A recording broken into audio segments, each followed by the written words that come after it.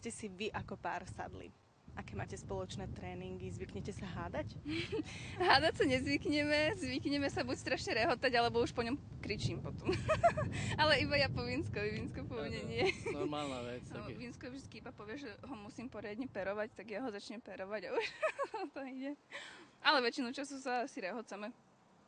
To je normálna vec, tak musí ona aj, Deniska je učiteľka tanca, ja musím počúvať len. Takže všetko je v poriadku. Aký je, keď sa mu nedarí? Keď sa mu nedarí, tak je na seba nahnevaný. Väčšina ľudí je takých, že majú sklony to vzdávať a tak, ale on je taký, že on sa do toho obuje a začne sa ešte viacej snažiť. Zopárkrát si ponadáva. Že čo robíš, Vínsko? Hej, ale potom ide, no. Že keď sa mu nedarí, tak vlastne ešte viacej ho to do toho vykope. Dokope. V čom je pre vás tanec taký náročný? Ja som prišiel preto, lebo mám strašne rád muziku a tanec, ale prišiel som na to, že to je celkom niečo iné ako diskotéka.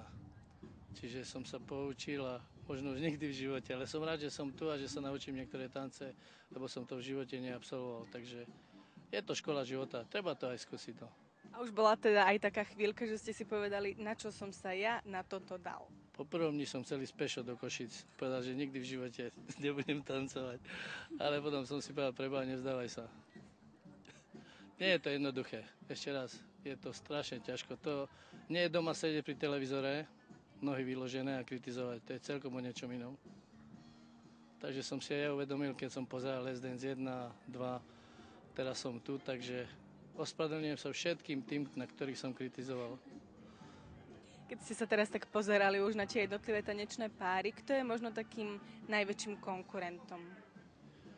Tak pre nás je každý konkurent, lebo ja som, bože môj, my to nebereme tak silou mocou, že vyhrať, ale chceme sa zúčastniť a ukázať niečo, čo sme sa naučili a ide o dobrú pohodu, ide o zábavu, o show. To nie sú majstrovstvá sveta v modernom tanci. Takže ja to beriem vyložene zo zábavy a stretnem kopec ľudí iných ako zo športu, inej branže by som povedal. Takže som veľmi rád, že som spoznal túto mládež a vôbec tých ľudí, na ktorých pozeráme dennodenne v televízii. No ja si myslím, že hlavne každý pár je tak individuálny, že vôbec ich porovnávať je nemožné. A každý má nejaké iné chyby.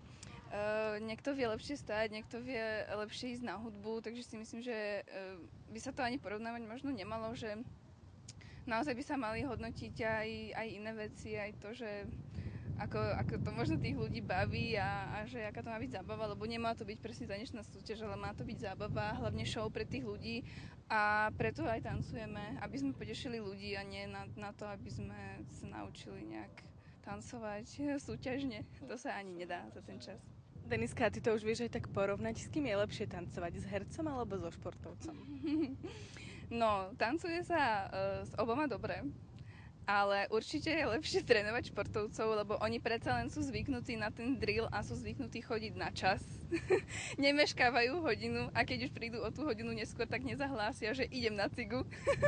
Takže určite, že športovcov je lepšie trénovať. No.